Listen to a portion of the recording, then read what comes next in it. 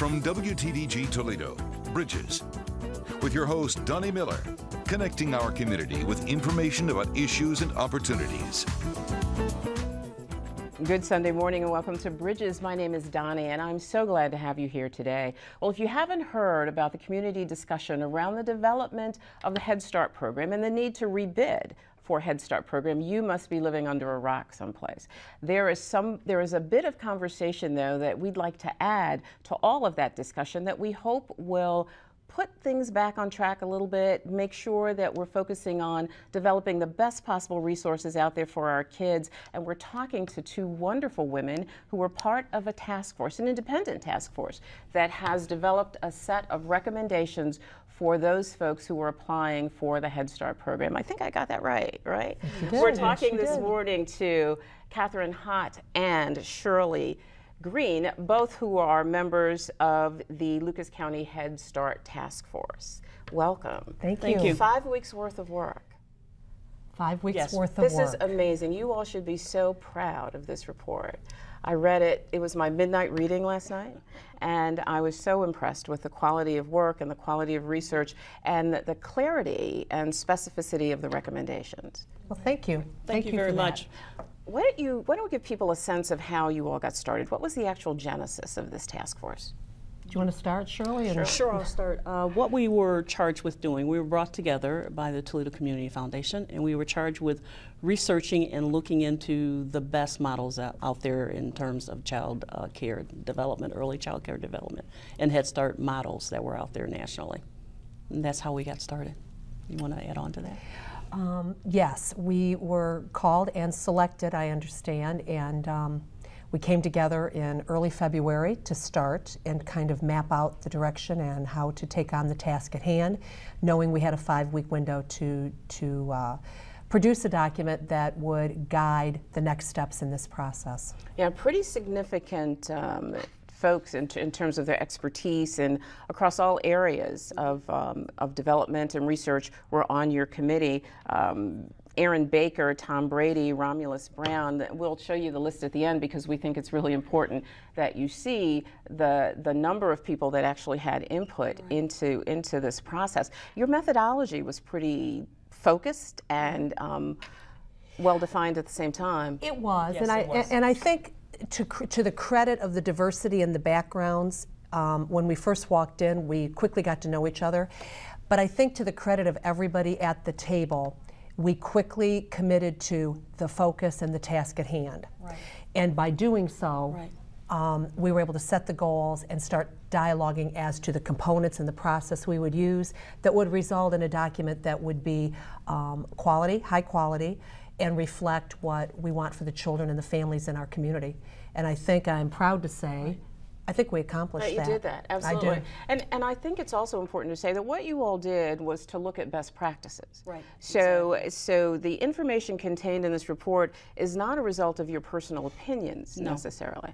Not at all. Not at all. We did come together from very diverse work experiences.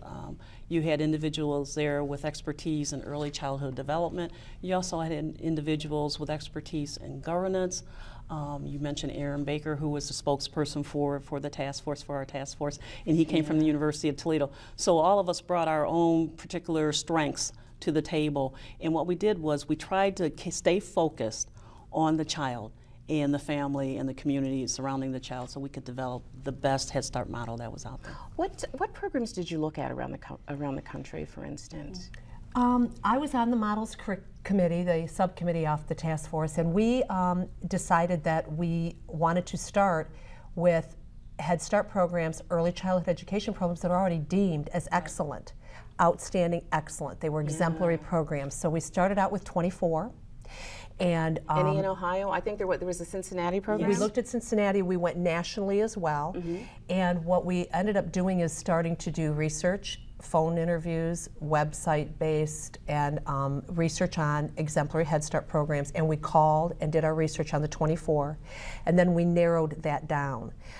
We continually brought the work of the subcommittee back to the larger task force and gave reports, presentations, shared documents, The committee discussed that and to the next steps and what was critical for a model of excellence.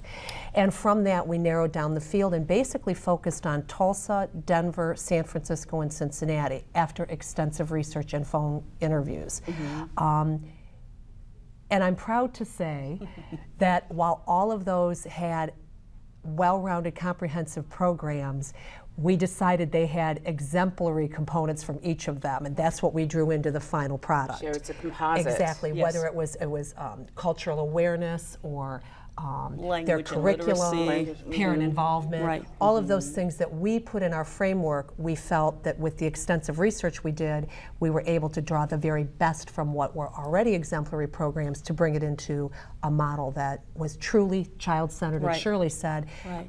and reflected high-quality excellence in what we know should be in an early childhood program based on the research that we did. What we did was we identified 8 key components that we thought would make an exemplary Head Start model, and those are the components that are listed in the report. Why don't you identify for our viewers what those components are? We're not going to have an opportunity to discuss all of those components today, but we will be discussing a few of them, particularly. Do you have them Yes, in front of you, I have Shirley? a list here. Okay. What we looked at, what we deemed were the 8 key program components were assessment, programming and pedagogy, curriculum, teacher development, parent, family, and community engagement, which was very key, health and wellness, governance and administration, and accountability as well.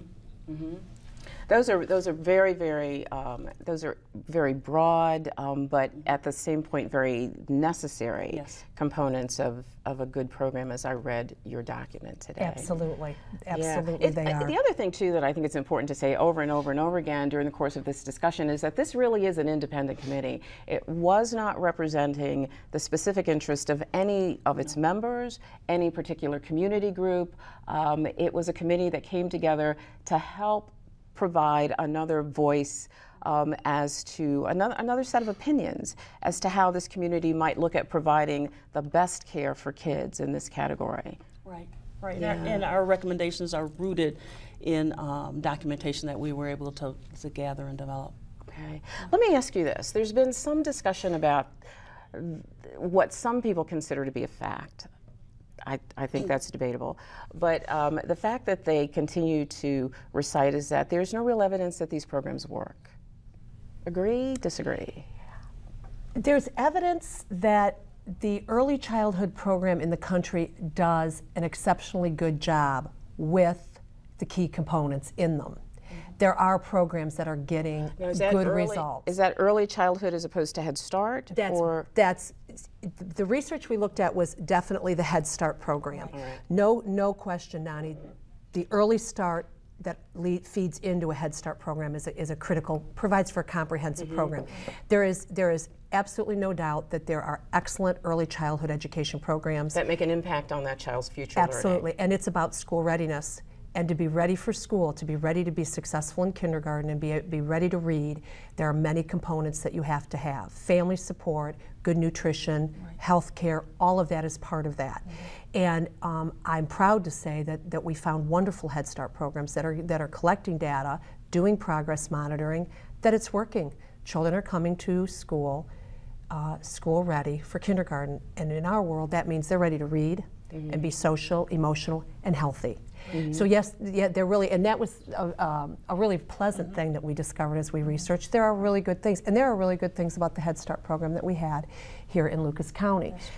The model we looked at, Cincinnati has good data, and because it was in Ohio, we chose to use that as one of the models because there are some things coming with the change in curriculum, with the onset of Common Core, that is going to require very rigorous curriculum in our preschool programs, not just Head Start, but all the preschool programs, early childhood education programs.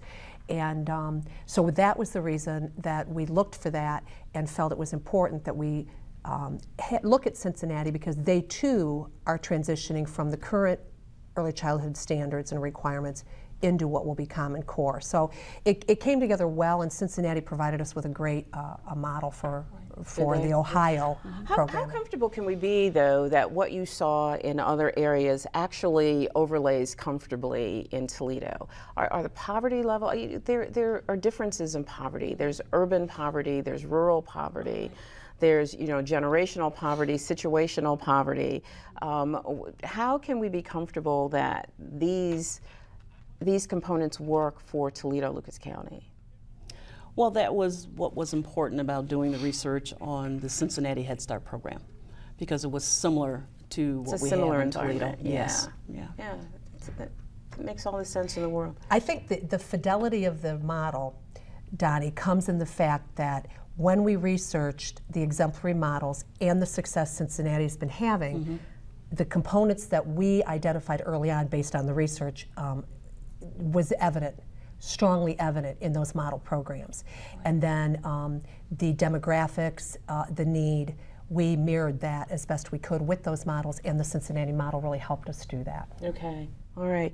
I want us to talk for a moment about some of the components in the report, specifically program and pedagogy. I think that's really important to the community conversation. I think important in understanding how to structure the program. I'd also like to talk about governance, the governance structure, which was interesting, I thought, an interesting diversion from the way we typically see grants administered, at least locally, and also parent and community engagement, which we all know is critical. But what I'm going to ask you guys to do is think about those things. We're going to take a break and we'll talk about them when we get back. So don't you go anywhere. I promise you, we will be right back.